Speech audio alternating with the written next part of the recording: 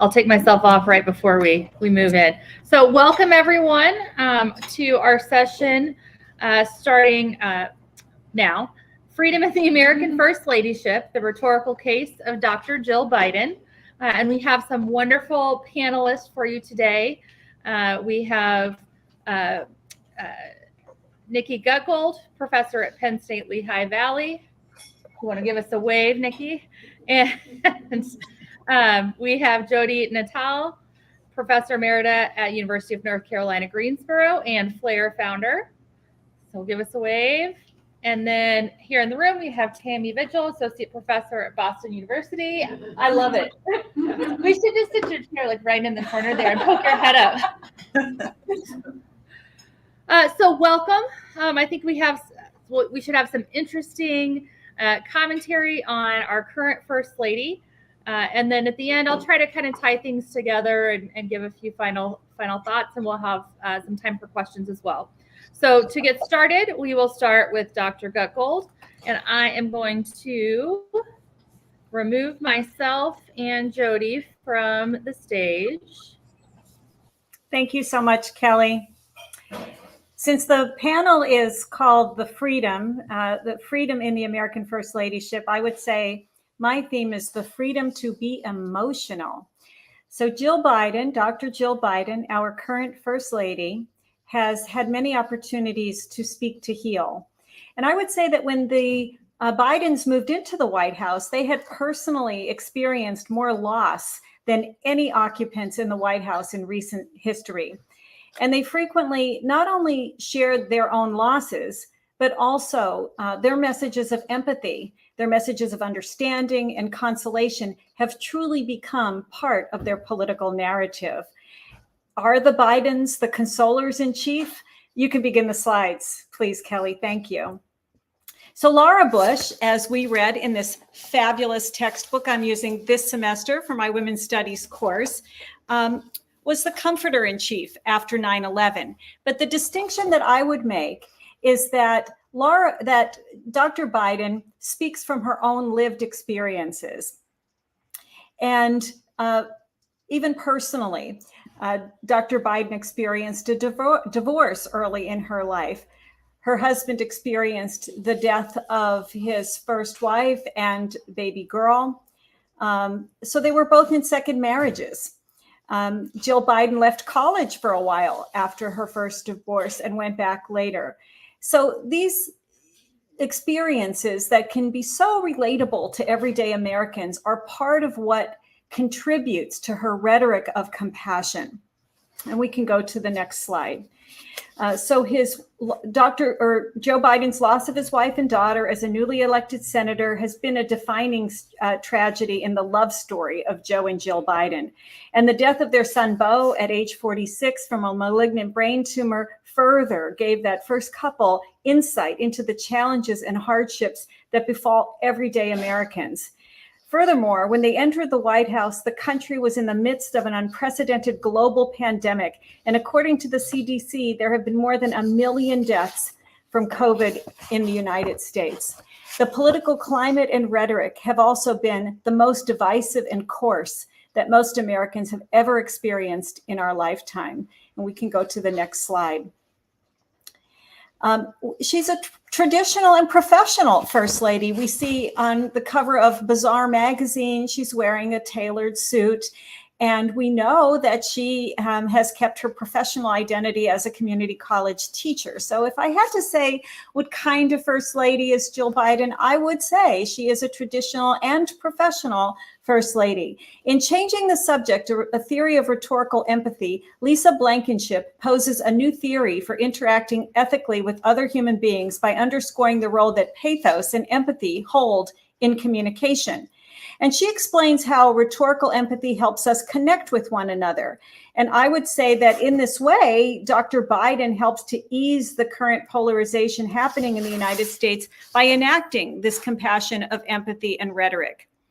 Pathos is one of the most powerful forms of persuasion and change. As Blankenship points out, framing pathos in new ways can make the case for rhetorical empathy.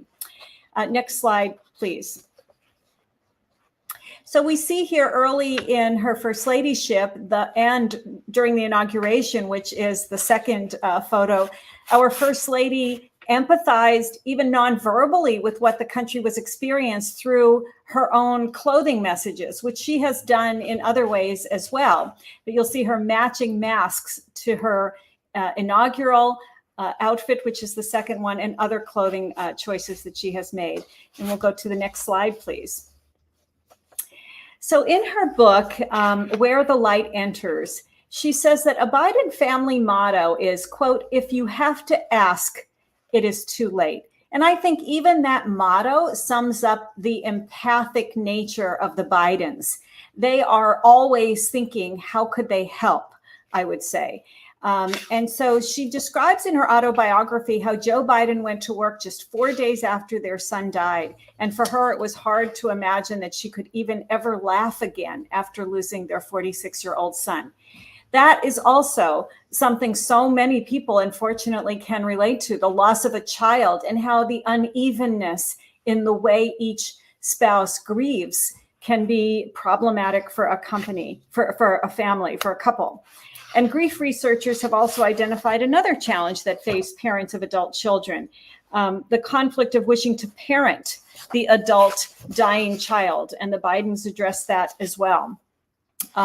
Furthermore, in her memoir, she talks about showing up at Nichola Biden's parents' home and after their daughter had died and showing them their new child, the baby girl, Ashley, that they had. And she said she realized how heartbreaking it must have been for them to meet her and their child, even though they had been so gracious. And so she writes about taking the place of a dead spouse. And certainly people can relate to that. She describes her husband as, quote, incapable of holding a grudge. Go to the next slide, please. Tragedy, upheaval, uncertainty. These are the themes of Dr. Biden's rhetoric. Also during the Biden administration, the country has experienced increased wildfires, gun violence, weather atrocities. And since the death of George Floyd in 2020, race relations have also been especially tenuous. So placing the Bidens' personal experiences and the country's challenges, the Bidens are especially well positioned to show compassion, to extend sympathy, and to reduce the sense of sadness, even despondency in the American people. So the healing kind of speech is something that both Joe and Jill Biden have made a practice of in their years as vice president and second lady. Jill Biden was very active with former First Lady Michelle Obama to spearhead initiatives to support military families.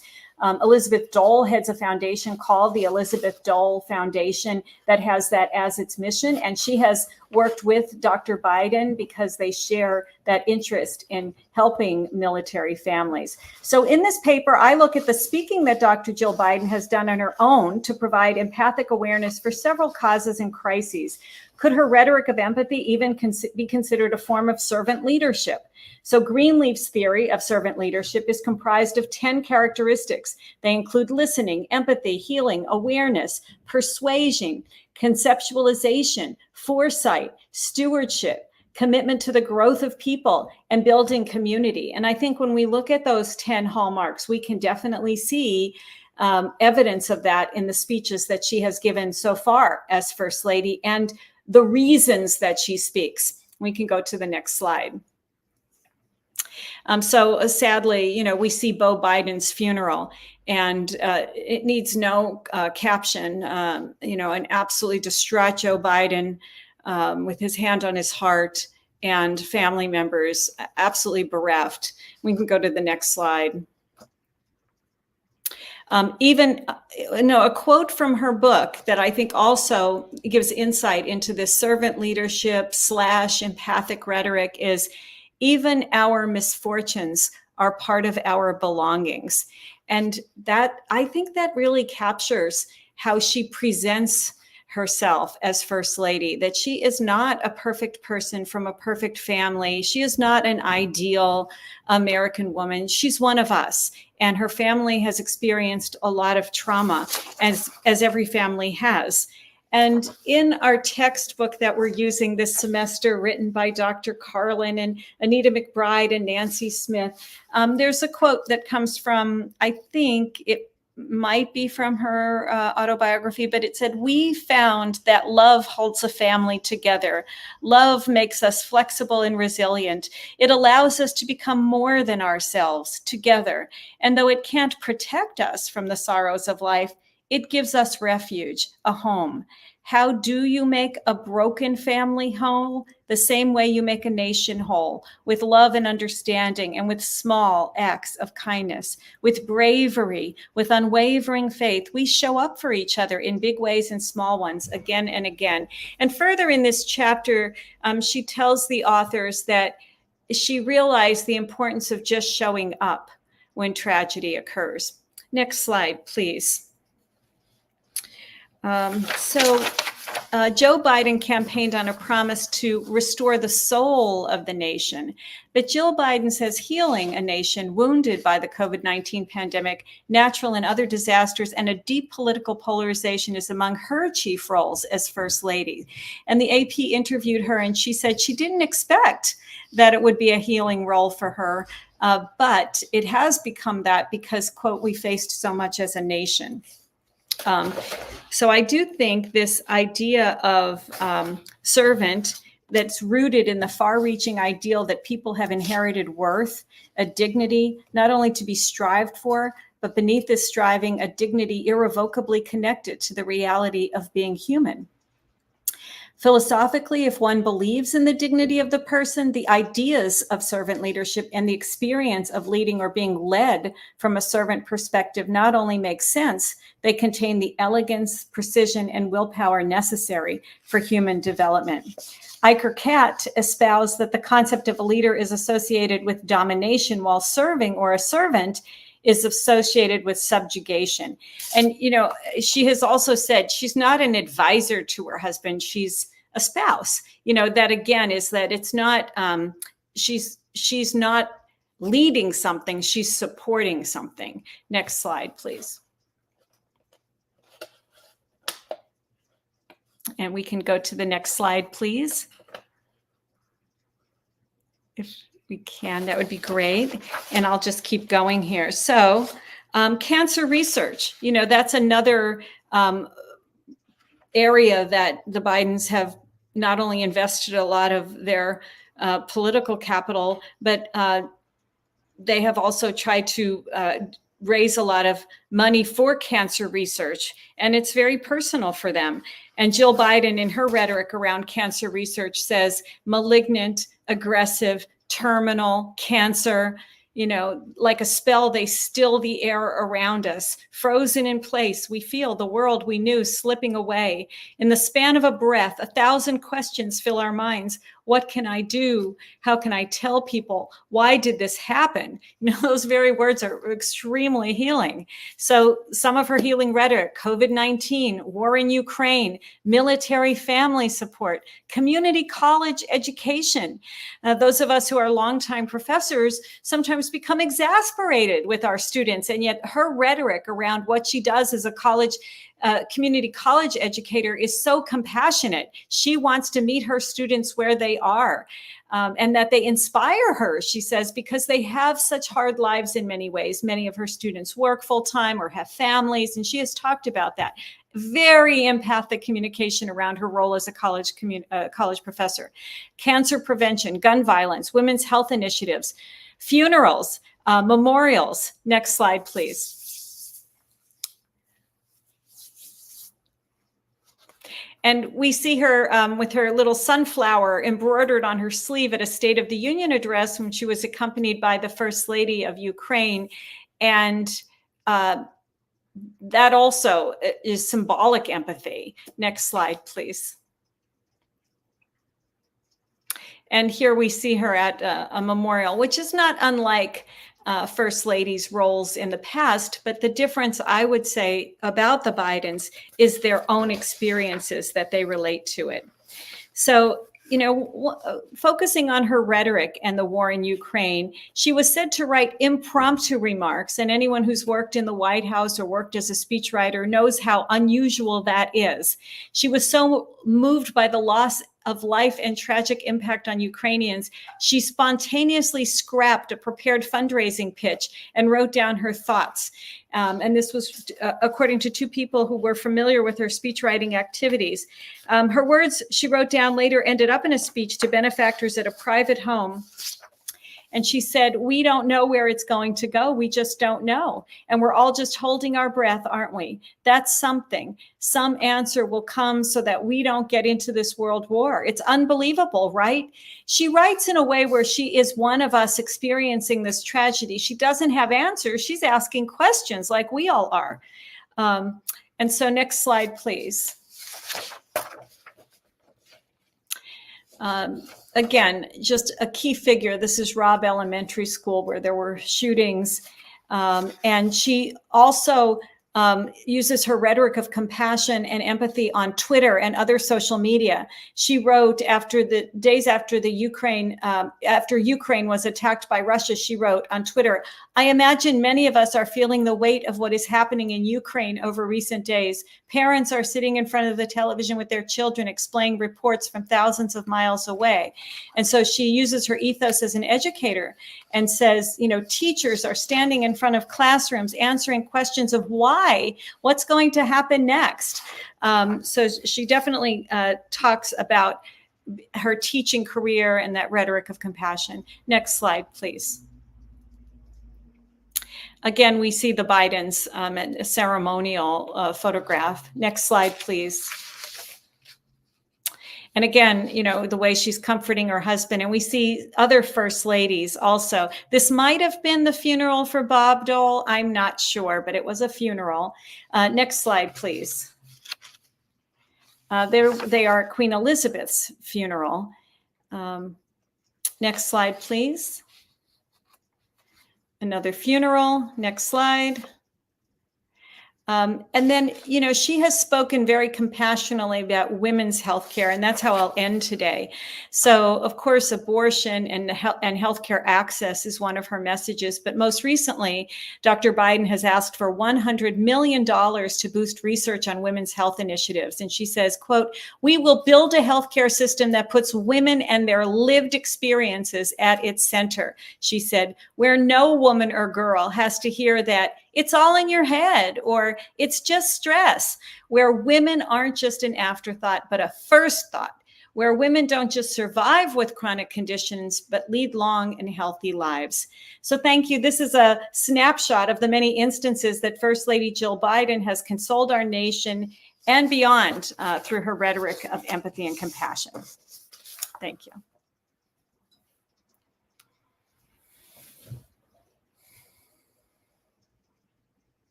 All right, thank you, Nikki. And we will move. We'll do some questions at the end, but we will move over to Dr. Natalle. Is that, am I saying Natalle? Okay, I wasn't sure about that. And I will drop us off here and try to make sure. Oop, see, I moved the wrong one. And add the right power.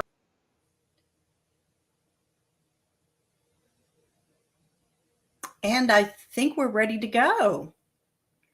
Well, thank you for having me. And as our panel makes the continued case for Jill Biden's rhetoric, I'm going to turn to a slightly different theme. And my paper is entitled Jill Biden and Unity Rhetoric, Democracy and Freedom at the Precipice. So if we could have the next slide, please. I think you'll agree, after looking at this long list of exigencies, if we use Lloyd Bitzer's classic rhetorical theory of the rhetorical situation, that we can agree that the Biden administration has been a case of the presidency under crisis. I don't envy the Bidens in the White House, given the list of unfortunate incidents that have plagued them ever since the beginning of the Biden administration. So in short, if we take a look at the rhetorical situation, I think we could all agree that it's complicated. So the Bidens have amended their unity message to include a warning that democracy and freedom are at the precipice of America. Could we have the next slide, please? In a paper that I gave after Joe Biden's first year in the White House at NCA, I characterized her as a first lady who had pressed the reset button because I'm so sorry. Hi, good morning. This is Kiki with Washington Energy Services. I was just giving you a call to confirm your measurement appointment for tomorrow. I'm so sorry. I characterized her as a first lady who had pressed the reset button because her agenda was going to be a little bit more active than her predecessor, and because she decided to continue her teaching career at Northern Virginia Community College.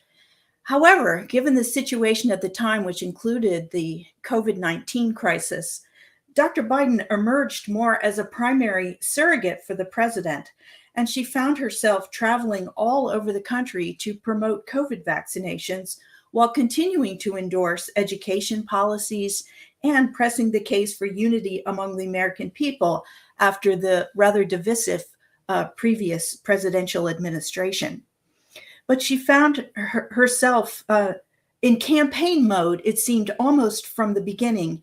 And by 2022, she was telling midterm donors, he, meaning Joe, had so many hopes and plans for things he wanted to do, but every time you turned around, he had to address the problems of the moment. And so I would argue here that problems of the moment have not let up. And Jill Biden has found herself in this role of surrogate for most of the time that she's been First Lady. And unlike Michelle Obama, whose First Lady campaign called Let's Move ran parallel to President Obama's healthcare initiative, Jill Biden has actually been doing double duty by grafting education onto business policy and talking about healthcare in the context of her husband's cancer moonshot program. And so what I want to contend here is that as her role has developed through her education, her surrogacy, her campaigning, and her advocacy, what she's actually done is to create this unity rhetoric as part of Joe Biden's unity agenda. And we need to explore that just a little bit more as a way to see what her unity rhetoric has evolved into. If we could have the next slide, please. If we could have the next slide, please.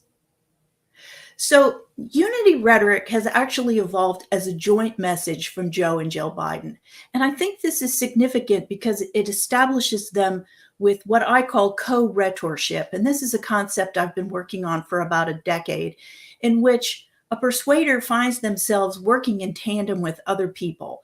They're not the sole communicator on the public platform. And the unity rhetoric idea has actually been a central trope in Jill Biden and Joe Biden's rhetoric since the 2020 presidential campaign. And during the Democratic National Convention speech, which she did via Zoom from a classroom, she couched her rhetoric in the idea of the theme of loss, setting up the idea that Joe Biden will, quote, do for your family what he did for ours, bring us together and make us whole. And then in the inaugural speech, President Biden said, so for without unity, there is no peace, only bitterness and fury, no progress, only exhausting outrage, no nation, only a state of chaos. Unity is the path forward. So as Dr. Biden in 2021 got on the road to get people vaccinated against COVID, she used a favorite line, we, meaning parents and adults, owe our children unity so we can fight the virus, not each other. And then her other strategy during that time, in which we heard from Nikki, was to profess love. So she started at the G7 summit in 2021 when she wore the jacket emblazoned with love across the back. And she said to the press, this is a global conference. We're trying to bring unity across the globe. I think it's needed right now. that people feel a sense of unity from all the countries and feel a sense of hope after this year of pandemic. And so at this point, she was on the offensive with her unity message, trying to get people together both at home and abroad.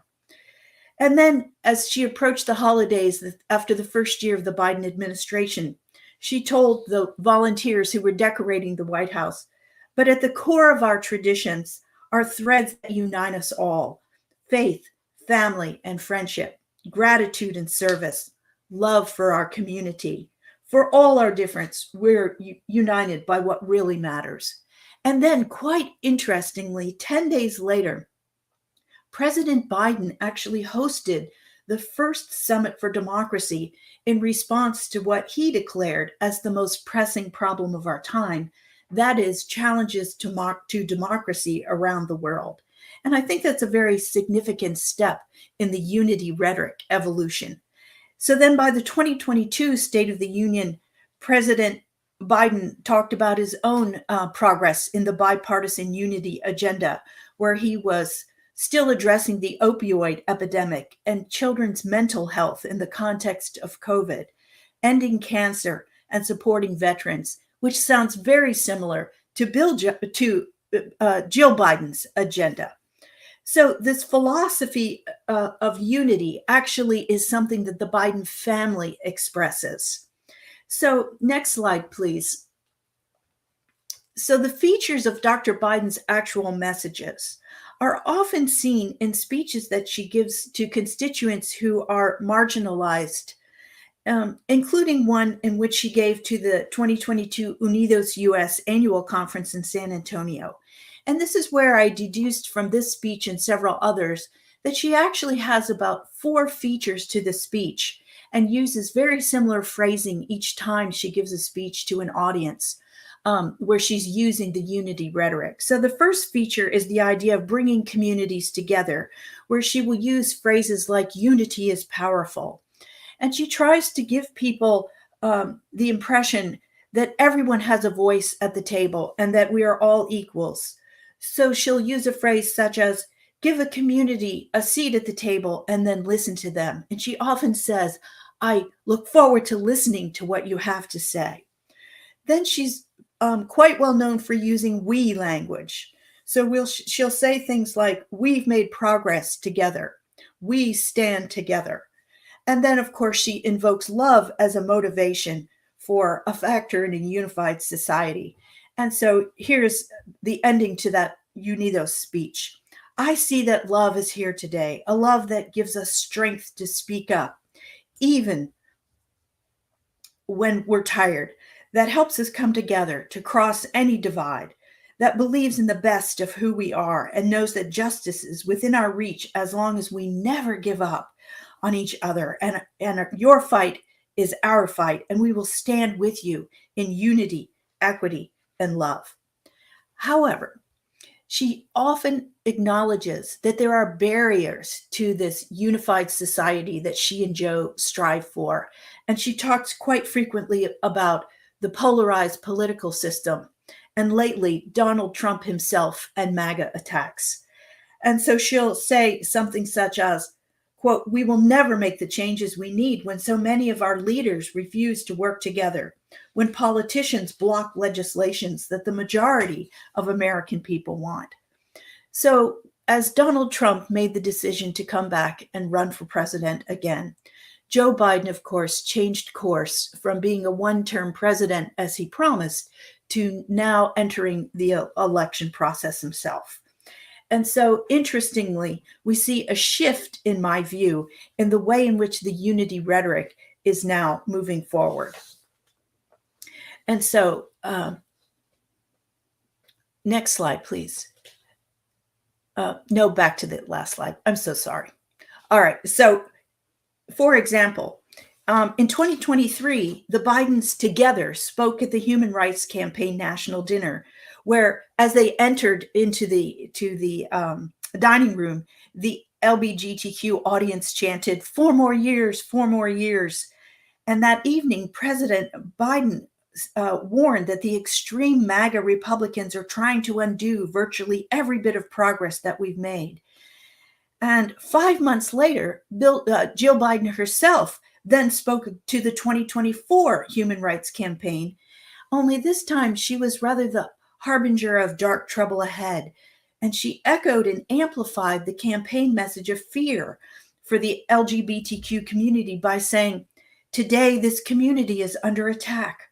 Rights are being stripped away. Freedoms are eroding. More and more state laws are being passed targeting this community. History teaches us that democracies don't disappear overnight. They disappear slowly, subtly, silently. A book ban, a court decision, a don't say gay law. Yes, the MAGA extremists are seeking to erase these hard-fought gains, trying to unwind all the progress we've made. They want us to be afraid. They want to take our victories away, but we won't let them. Your president won't let them. I won't let them." And so the latest iteration of this rather strange fear appeal now moves into an offensive position. So on March 1st of 2024, just a month ago, Dr. Biden traveled to Atlanta to launch the Women for Biden and Harris Coalition. And here her language changes substantially and she goes on the offensive and she says, "I've been so proud of how Joe has placed women at the center of his agenda. But Donald Trump," and at this point the audience boos, "he spent a lifetime tearing us down and devaluing our existence. He mocks women's bodies, disrespects our accomplishments, and brags about assault. Now he's bragging about killing Roe v. Wade. Donald Trump is dangerous to women and to our families. We simply cannot let him win." So as the campaign proceeds, we don't know what will happen as Jill Biden continues to amp up her defense of her husband's policies and accomplishments, and even to defend his age, and to name Donald Trump as the barrier to freedom and democracy. And so perhaps advocating for unity and defending freedom at the same time might actually be two different rhetorical goals. So what does all this mean? And now, next slide, please. I think there are a number of conclusions that we can draw. Right now, President Biden is polling about 5% behind Donald Trump in voter preference for the presidency. And Biden only has a 38% favorability rating based on a poll last month by the New York Times and the Siena College poll. A YouGov poll in November of 2023 reported that Jill Biden herself only had a 34% favorability rating, so that her effectiveness as a surrogacy may be seriously limited. So clearly the rhetorical situation as the country continues to be fractured is rather untenable, so that unity and defending freedom could be very difficult for her, and that we may indeed have to turn to other forms of her first ladyship as a way to look at her more lasting legacy. So I think as all things are considered at this point in time, the level of uncertainty about what's going to happen with this election is so high that we will only see Jill Biden amp up her message even more as she tries to stake the case for the Bidens going into a second administration. So I will turn to Tammy now as a way to take a look at the further case of the rhetorical aspects of Jill Biden's rhetoric. And thank you so much for having me.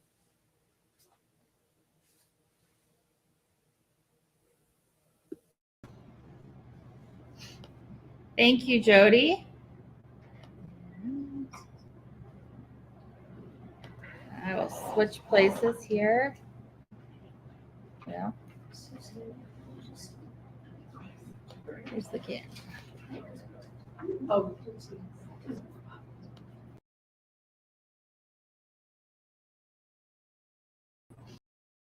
Do you know what happened earlier when the camera wasn't on? No idea. Mike? Down at the very bottom, it's a start cam. Start all the cameras off. Yeah, there you go. Well, it's not letting me. Oh, there we go. Yay. And I'll switch you. Okay.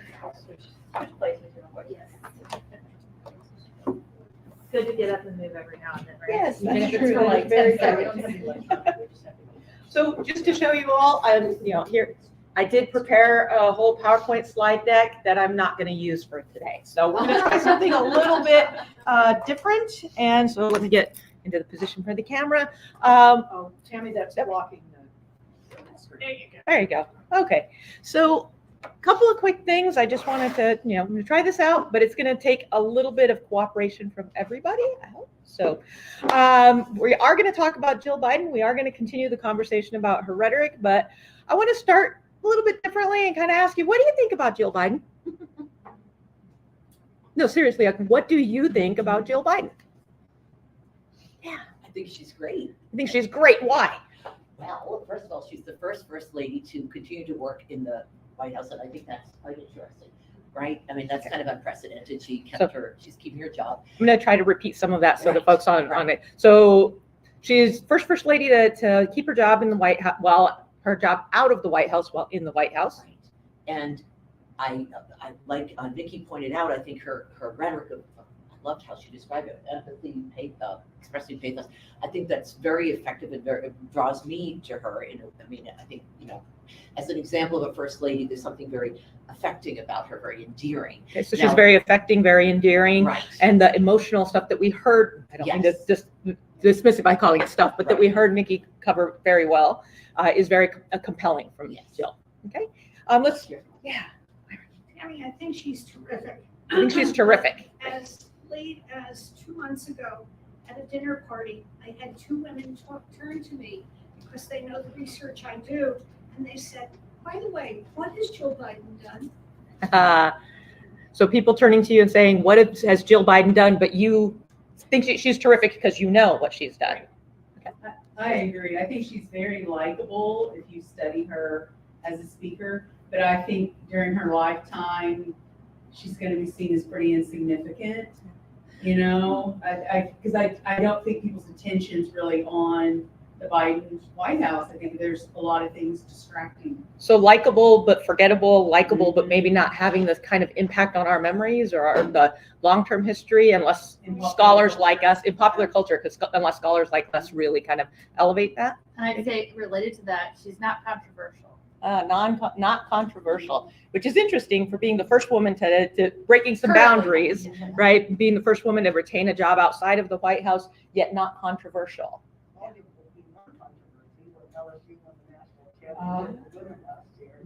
She recommended lighting the Iowa team as well. It's still, I was one that Iowa State, and there's still publicity now, even now, but I will beat them. That's what Joe Biden did. So again, taking those and kind of making it into a radio, this whole dialogue over LSU and Iowa. Sure. Now includes that quote again. So not entirely non-controversial, as we're being reminded that she's mostly non-controversial, but she's had her moments, like when she made what the White House later called a joke about inviting both LSU and Iowa to the White House last year, the women's teams, and then had a lot of blowback from that. And then, of course, this past Monday, when the two teams met up again, a lot of that old kind of history came back. Not necessarily to bite Jill Biden, but to, still try to, it was one of the things that people talked about, right? One of the storylines. Yeah. I really just appreciated that she kept her title along with his title because I don't think we see enough of that. Sure. So the Dr. Jill, right? Really appreciated the Dr. Jill side of things. No matter what those opinion writers wrote in the very first days of her time as the First Lady. Okay. Anything else? I think she's suffering from a couple things that if you look historically with first ladies like Florence, if people don't like the husband, they don't pay enough attention to the wife. I think Gerald Ford had a little of that to begin with. I think we've had a few other first ladies. Lou Hoover, everything she did. So the fact Biden's ratings have been so low have affected her. You want to summarize that? Sure. So one of the difficulties that Jill faces is that she is Joe's unpopularity, because his unpopularity might be bringing attention away from her and also might be bringing her popularity down a little bit. I think if we look at it, occasionally we can, first ladies usually have higher favorability ratings than their husbands. We know that for a fact. Even when they're low, they're usually still higher. But in this particular case, we might be seeing a problem where she's not rebounding so much. We did have of course, as many of us know, I shouldn't say we all, but as many of us know, we know that Laura Bush had extraordinarily high favorability ratings, even when her husbands were very low, but that's rare, right? Usually they're higher, but not that much higher. Yeah, I think the other issue is she didn't come up with anything new until this women's health. She was continuing to do community colleges, military families. Those aren't really sexy to the press. And what we found is she's getting great local coverage everywhere she goes, but it's not being picked up by the national media, which may contribute to the low ratings. Sure. So just to summarize, she's getting a lot of really good coverage at the local level, not such great coverage at the national level. And part of that is because of the issues that she's choosing. One of the things that we could maybe argue then, or extrapolate a little bit out from that, is that maybe she's suffering a little bit from having had those 8 years as second lady, because the initiatives that she had started as second lady are the ones that she's continued on, joining forces probably being the prime example of that. And so that's kind of old hat. Press isn't picking it up as much, isn't covering it so much. Anybody else want to jump in?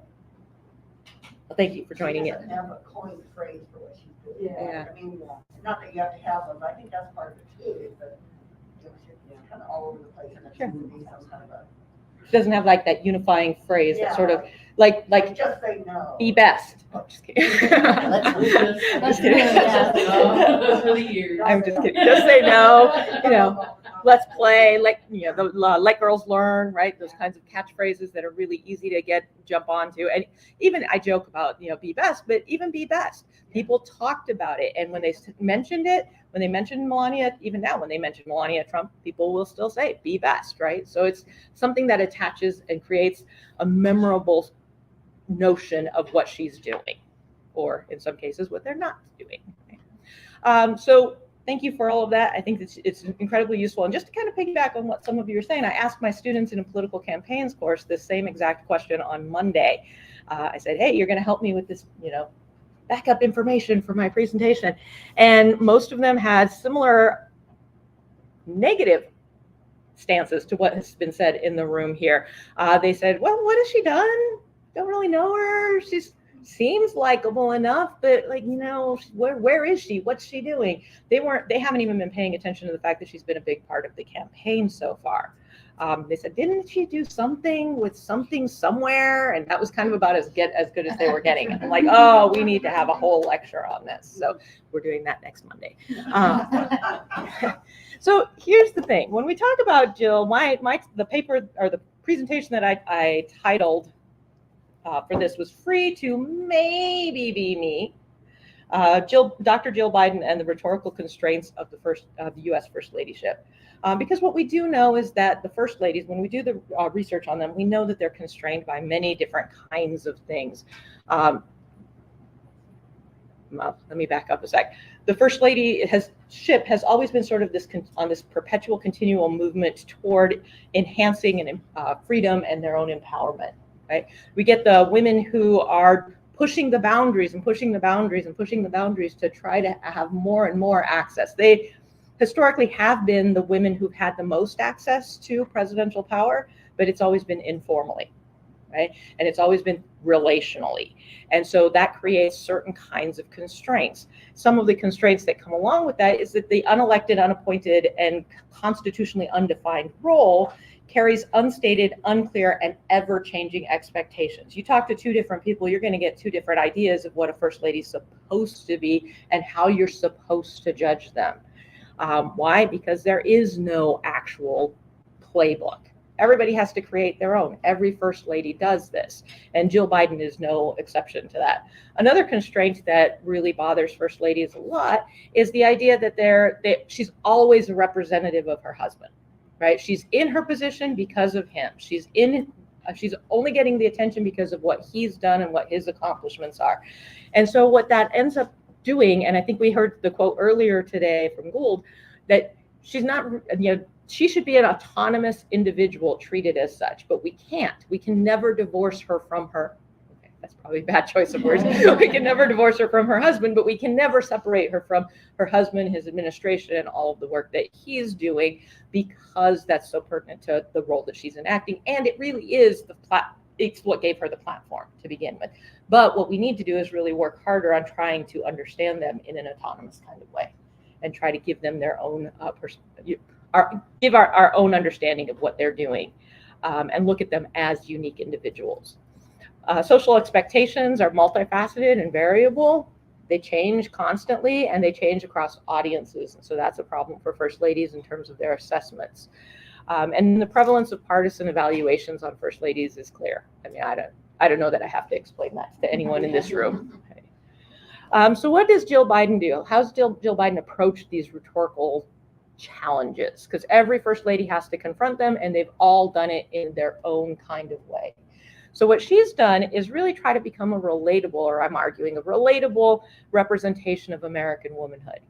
And so the question is, does she actually do that, right? So how does she do that, first of all?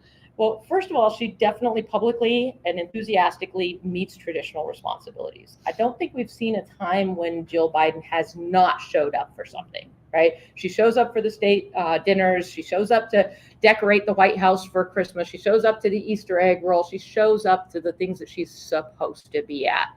And she does it with a smile. She does it with the empathy. She does it with that enthusiasm. And so I think that's one way in which she tries to overcome some of the barriers. She also challenges constraints around the first ladyship, as we heard in some of the feedback that we've gotten back so far.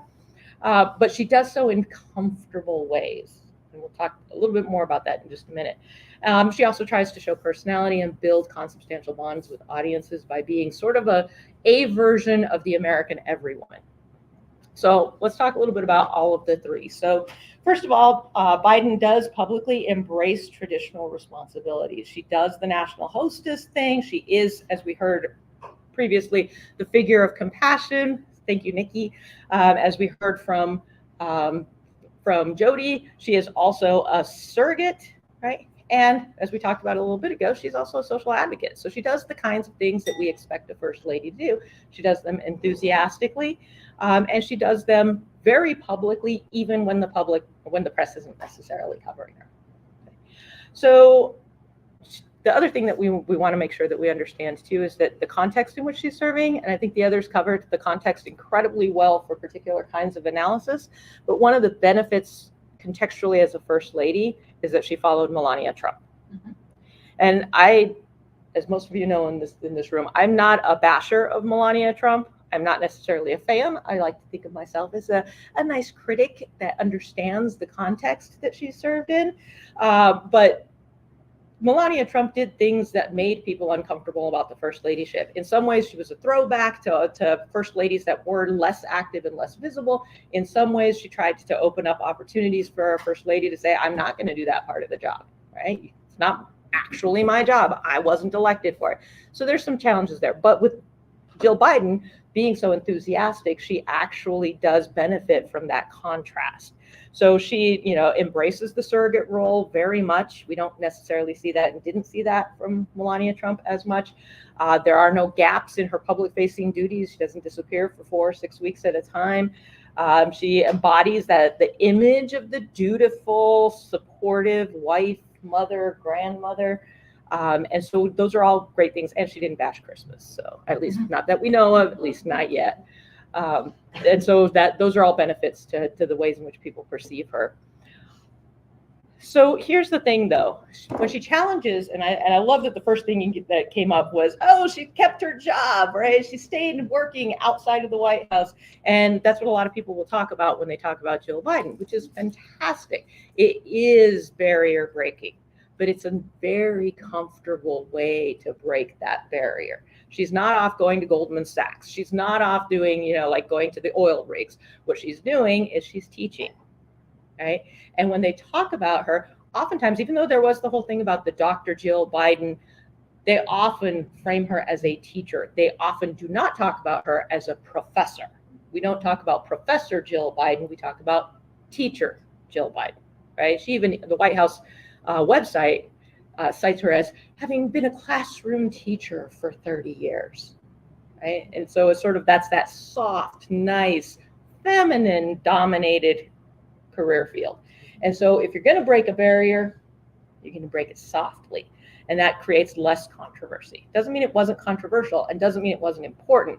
It just means it was a comfortable way to break that barrier. And to be perfectly honest, breaking barriers in comfortable ways rhetorically can be very important because it gets people to move their attitude anchors just a little bit and just a little bit more, and it breaks down the barriers to resistance from those change, that kinds of change. So it's not necessarily, I'm not saying that it was a bad thing that she was a teacher. Obviously, I'm not going to say being a professor is a bad thing. But the idea is that she really did do the most comfortable way of moving that expectation. So rhetorically, kind of savvy. And she also frames herself a little bit less in the professional side of things and a little bit more in the mom side. And we saw that in the 2020 DNC speech that she gave. She gave it not at a college, in a college lecture hall. She gave it in a high school classroom, the high school where she taught, right? So she's bringing down the professional side of things. And then the vast majority of what she talked about in that convention address was about bolstering her familial credentials as opposed to her professional credentials, which is a common strategy of most of the spouses' speeches, with the exception of Bill Clinton in 2016. Also, another example of the sort of challenging constraints comfortably is when she talks about issues. The issues that she's talking about, as Diana was pointing out, are those kinds of things that are not big, flashy, splashy, sexy kinds of issues. She talks about the military, but she doesn't talk about the military from a military perspective. She talks about it from a familial perspective.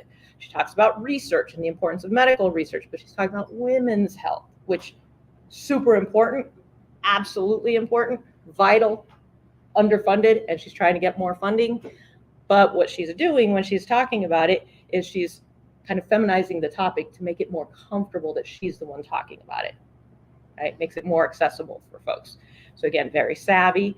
And some might say, oh, less rah-rah feminism, but still making strides. And I think that's super important.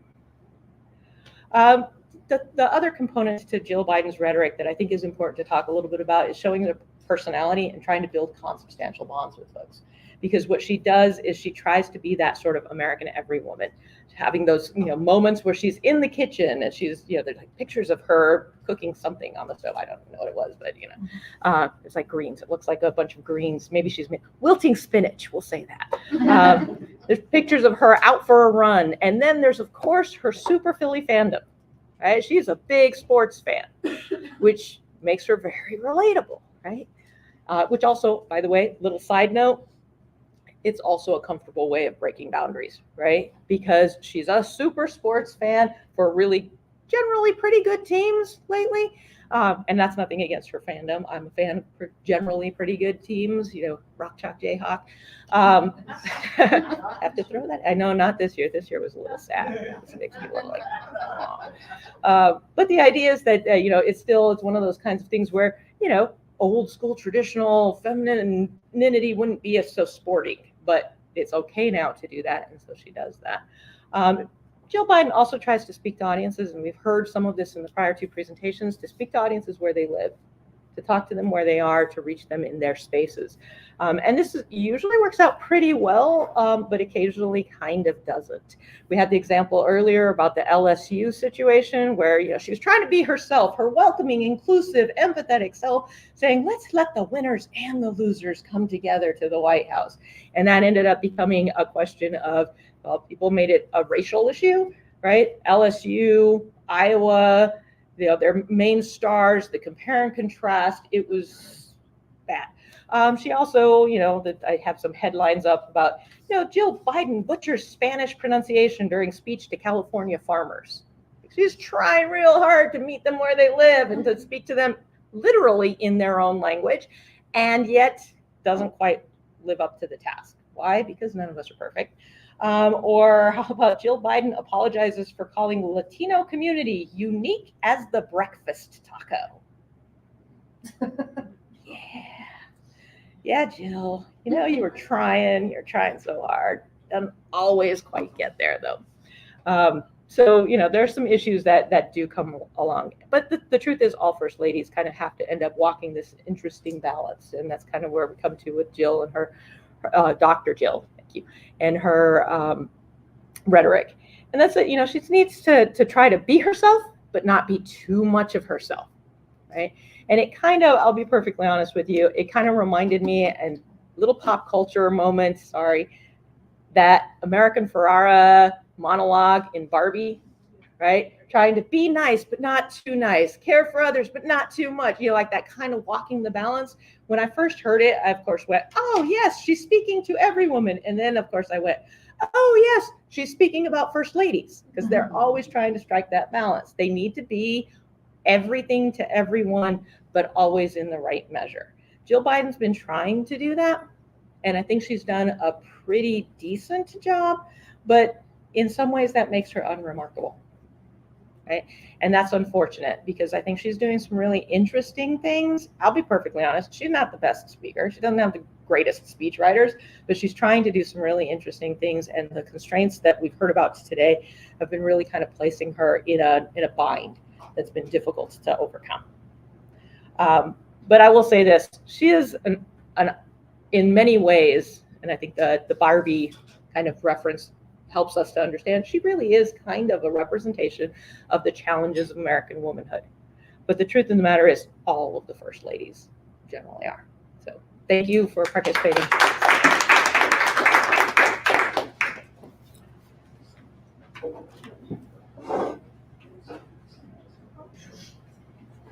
So I'll just kind of summarize real quick, and then we can take some questions. I'll start by saying, you know, my interest in first ladies. Well, Diana Carlin is one of my mentors and professors at Kansas, so I had to learn about first ladies. Forced. But it was also interesting because when I was at Kansas, we were gearing up for the 2008 election. So we had Hillary Clinton and that unique case to study.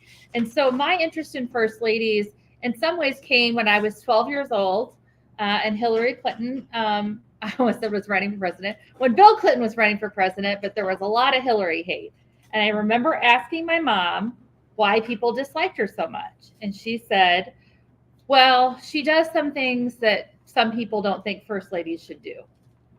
And I think it stuck with me, because that really kind of gets at this Barbie, that monologue, American Ferrara's monologue. Yes, exactly. That need to be an American every woman, to show that you can be nice but strong, that you can have a job, but it's not going to take away from your family or your husband. And one of the things that I think we heard throughout this was how she really embodied some traditional women, kind of feminine leadership styles, to talk about unity and compassion, really relying on her experience as a mom, as a grandmother, to articulate her positions on issues. And I wanted to bring up, because it's something I always think of, and Tammy mentioned it, but I wanted to remind you. So in December of 2020, Wall Street Journal opinion section, Joseph Epstein wrote, Madam First Lady, Mrs. Biden, Jill, kiddo. A bit of advice on what may seem like small, but I think is a not unimportant matter. Any chance you might drop the doctor before your name? Dr. Jill Biden sounds and feels fraudulent, not to say a touch comic. And then he goes on to say, well, she's not a medical doctor. Well, that obviously was a quick attempt to knock her down, right? To take away some of her credibility as a leader.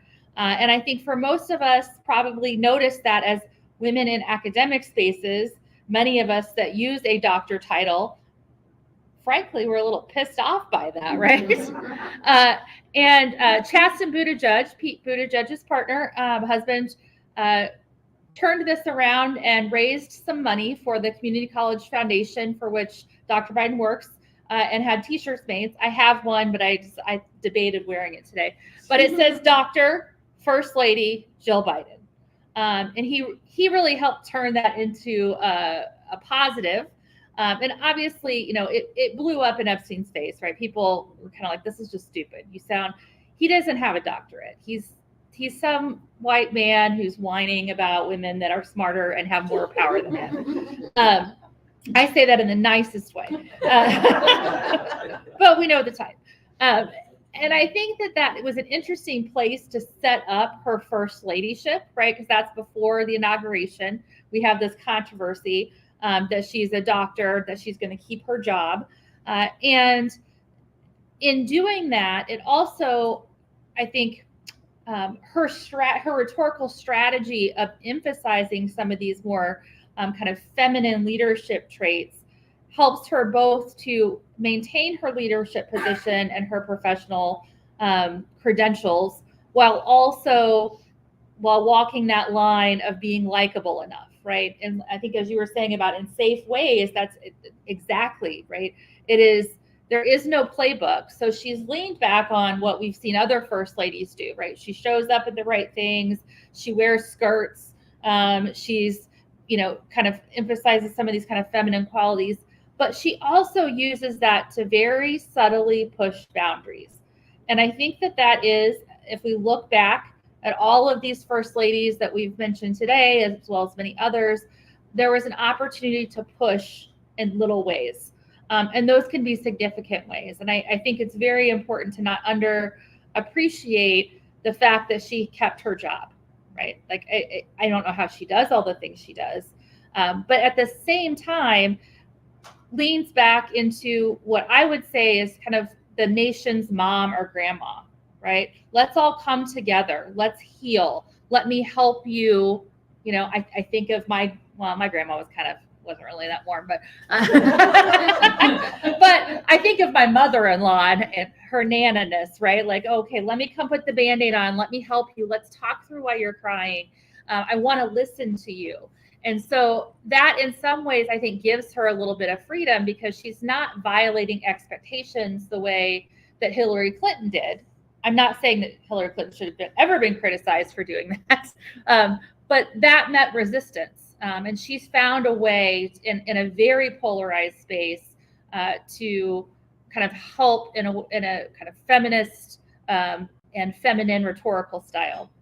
But I do wonder what we'll remember of her later on, and this interesting presidency. But the fact your students were like, I don't know what she did. But I think it's a fair question, because there's not been an issue. Her issues aren't as controversial. I don't really know why Let's Move and some of the dietary stuff for Michelle Obama was controversial, but people were real upset about not having cookies in their school lunch. But in most cases, first ladies don't take up super controversial issues. That's where Hillary Clinton was unique. She was talking about healthcare in front of Congress. But we'll see. And I think that one of the things that we'll remember is that she kept her job, that she had her career in her own right, and she didn't completely let go of that identity to support her husband. And those are my kind of big picture comments of what I heard from everyone. So I will open it up to questions, and I'll bring all of our participants, all of our panelists back up here too. So what questions do you all have? Yes. I do have a question related. I know this idea that there's not this formal rule, that it's not articulated somewhere, but I think like the average person would say that there is some sort of platform that the first lady has.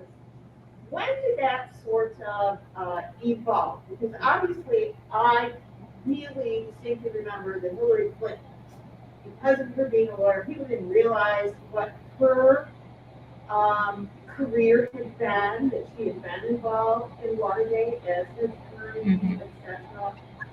But she had a real distinct policy role, as you said at the end, testifying for Congress, putting together the policy, etc. It's almost like she was a sort of tablet. And people did not what generally was. But where did you sort of find the shift? Or an articulation where the first lady needs platform, huge platform, will do this more. So the question, kind of to summarize, was that while there's not a specific, I don't know where that kind of staticky sound is coming from, but no, it's coming from the computer. the question was, while there's not a formal role for the First Lady, there is a platform. And when did that evolve into something where the First Lady really had to have her own issues, her own platform, and maybe ones that weren't too controversial? So we'll start with our panelists. Tammy, you want to go ahead? Sure, I can jump in with just a couple of quick thoughts. So First Ladies have always had social advocacy in different kinds of ways. Martha Washington was using her own money to help orphans and widows from the war. And so it's always been something we can track most First Ladies as having some social agenda of some sort. But the formalized kind is really a much more contemporary thing. We start to look back to like Jackie Kennedy in the White House with the restoration maybe. And then moving forward with the beautification of the highways, like all of that kind of stuff is sort of became a base. But then we start to really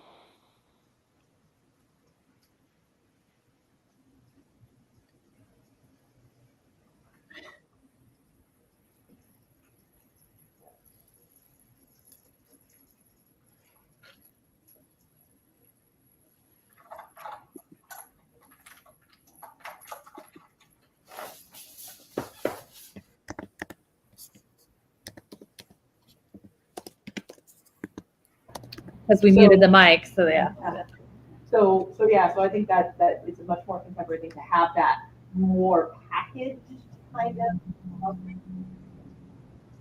But I'm sure my colleagues and many others in the room would have more. 2 minutes. All right, we got about 2 more minutes. So Jody, did you have something you wanted to add? I'm afraid I didn't hear everything that Tammy said, but I will add this. Hillary Clinton had such a masculine style of communicating that I think that's what threw the American public off in a large way. And women who have a masculine style and are very confident people often intimidate others. So I think we have to think about that as well in terms of how a First Lady presents herself as her agenda may be coming across. I'm with Tammy on Jacqueline Kennedy establishing an agenda, even though she didn't say that, and it's evolved ever since then, so that now it is an expectation. I would add that Jill Biden said that if she ever got to be First Lady, she wouldn't squander the opportunity. And I would say that in a way, her manic, if you will, contributions in so many ways to healthcare, COVID, gun violence, memorials, weather atrocities, mirrors what's happening in our country. It's kind of a divisive, manic time in the country. So she's not identified for one particular cause, maybe because it's hard to focus right now in the United States of America. I think one of her legacies that we haven't talked a lot about, but is the whole idea about step families and bonus families and accepting each other. And I imagine if we had family scholars in here, they could definitely go into more depth than I could about that. But I just think that's an incredible legacy of the family that is nonpartisan. Yeah. Yeah. So just so the virtual audience can hear, one of the comments was that her legacy may also be in talk about step families, bonus families, and kind of a reorganization of what family identity is, that is not a partisan issue. Oh, which I would add, Michelle Obama and Melania Trump did a great job with that, having generations of family in the White House with their moms. Yeah, that's a good point too. I think we are about out of time, and we will transition to some final closing remarks. So should I thank you, Nikki, Jody, Tammy. I'll give you all a round of applause. Thanks so much. Great. I will. There you go. Thank you. You want me to change your name when you're sitting Oh, down? sure. Oh, you got an old newspaper clipping. Let's see here. I'm having trouble doing it. Let's, that's fine. You can just tell them who you are again. Well, I started things off this morning and I get to finish them off this afternoon. Once again, I'm Ira Gooden. I've been doing some cleaning in my house, and I came across the New York Times from November 4th, 1976. And for those of you online and those here in the audience, we have Betty Ford giving Gerald Ford's concession speech. The only time in our history, as far as I know, that the First Lady has done that. Mr. Ford had been campaigning nonstop for weeks, and his voice was gone. Now, little point of controversy, I'm not sure that Brooke knows this. Helen Thomas, who covered the White House for what was then United Press International, said to me, it wasn't that he lost his voice, it's that he was so emotional. And then I had an interview with Steve Ford, who said, baloney, my father had no voice. But it was a special moment, and the fact that Mr. Ford said to the First Lady, please give my concession speech, I think is significant. I want to tell you honestly, everyone has been so good this morning. My 3 pages are pretty much useless because you've heard them all. But I will make a few points just in concluding this morning. If I had to gaze into the crystal ball, we would look 40 years ahead, and I'm going to do that in a minute by drawing just a few comparisons, if you will. When I started my dissertation research in 1976 or 1977, there were so few books, as we mentioned, and Katie spoke about this, about First Ladies, but I wanted to mention a few that stood out to me. There was a book that was out in 1970 by an author named Saul Barsman. It was called The First Ladies. And I mention it because it began to help me conceptualize how I was going to progress with what I was going to do. Marianne Means, who was also mentioned, sat next to at dinner at the First Ladies Conference in 1984, had written this book titled The Woman in the White House. There's also a little gem that some of you may know about by a former White House maid, Lillian Rogers Park, My 30 Years Backstairs at the White House from 1961. Again, all of these helped me to conceptualize, to start putting my own ideas together. Also, to add to that list, maybe taking up where Rogers Park left off, was a book by J.B. West in 1974, Upstairs at the White House. He was the White House chief usher. Wonderful stories if you've never read it, and certainly worth your time. Liz Carpenter produced a wonderful book, which I think is invaluable in studying the First Lady, called Ruffles and Flourishes, which came out in 1971. For me personally, a really defining text was by Joseph P. Lash, who won the Pulitzer Prize for a 1971 book, Eleanor and Franklin, The History of Their Relationship. Also, one last book, which I'll throw in, some of you may be familiar with it, which is not specifically about Bess Truman, but certainly touches on her, by Merrill Miller, Plain Speaking, an oral biography of Harry S. Truman from 1973.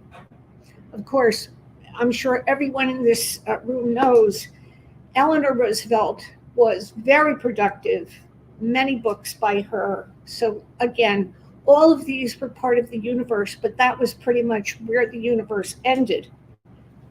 So now we fast forward to 2024, and what does the future hold? I suspect, and it's been referred to this morning, that more interdisciplinary studies will surface over these next few years.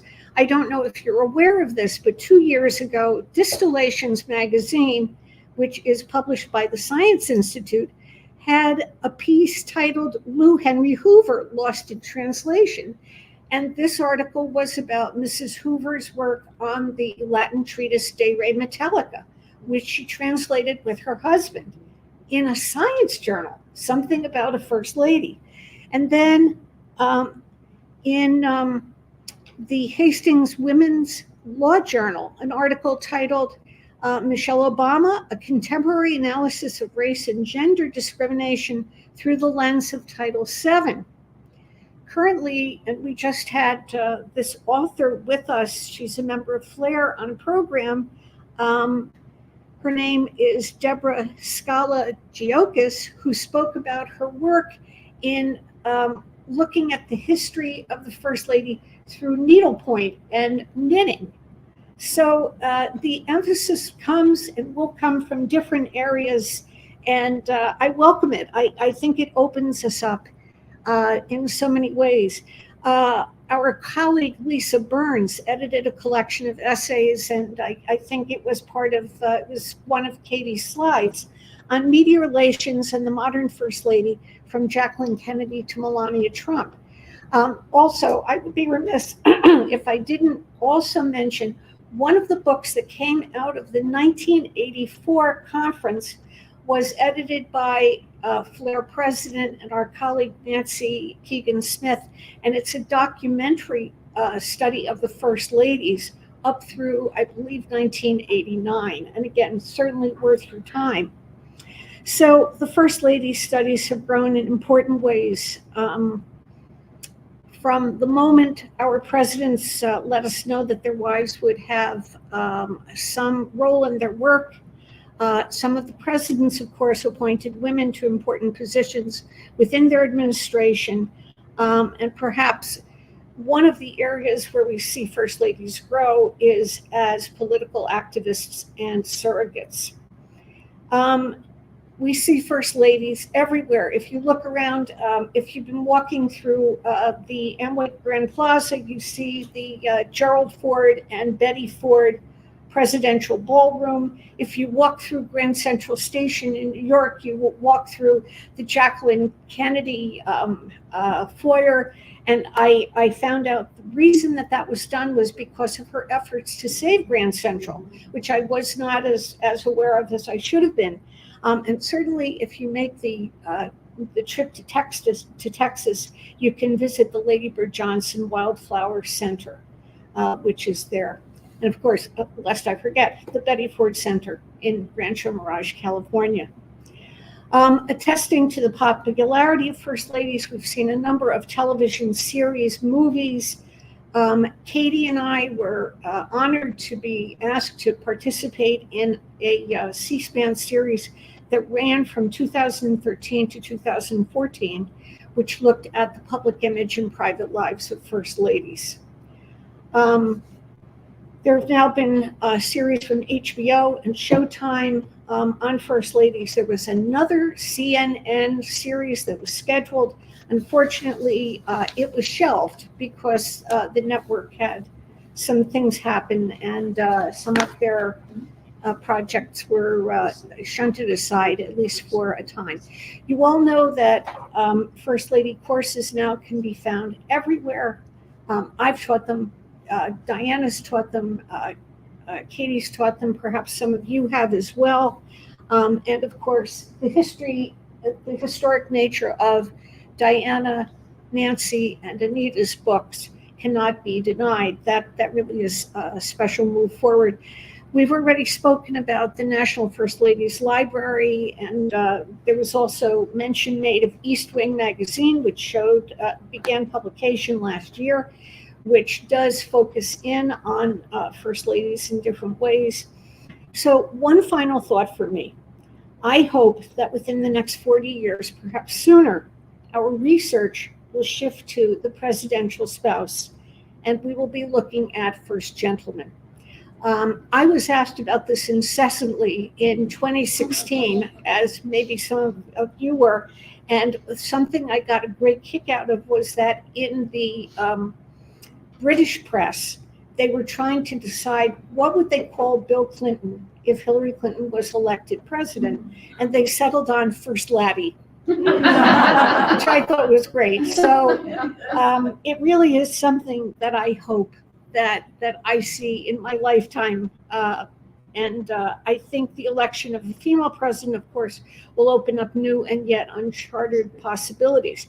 At the same time, presidential scholars will need to adjust their vision away from the male presidential model to embrace women in that big picture. And I find that prospect fascinating, and I happily anticipate that sea change in the White House. As always, I come back to the idea that there is so much work to be done. And as I listen to Tammy and Nikki and Jody and everyone else who's been on this morning, it's tremendously encouraging. This is something I had hoped for right from the beginning of my research, and it's so wonderful to see it coming to fruition. So remember that our field is really still in its infancy, and I just see it all as an invitation to opportunity, and those opportunities are unlimited. Thank you so very much for today. It's been terrific.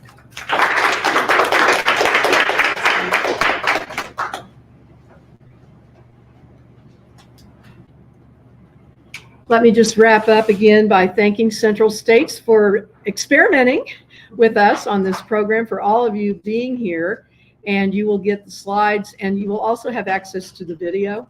So if you want to use it in classes or do anything, we will have that for you. And then, of course, to Cognella, University Press of Kansas.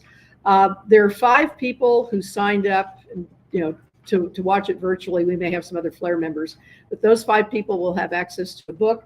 So go ahead, as long as there are 5 books left. If you want to take a second book, please do that. But feel free to contact any of us also if you have ideas. If you're not a member of Flare, we of course want to encourage you to do that. And if you decide you want to join, I can even give you your pin today. But it's been great. And Jeff Child, I cannot thank you, and Tiffany enough. Thank you. Yeah. So. Oh, you are very welcome. So we're going to sign off, and thanks again, and have a great Central States Conference, everybody.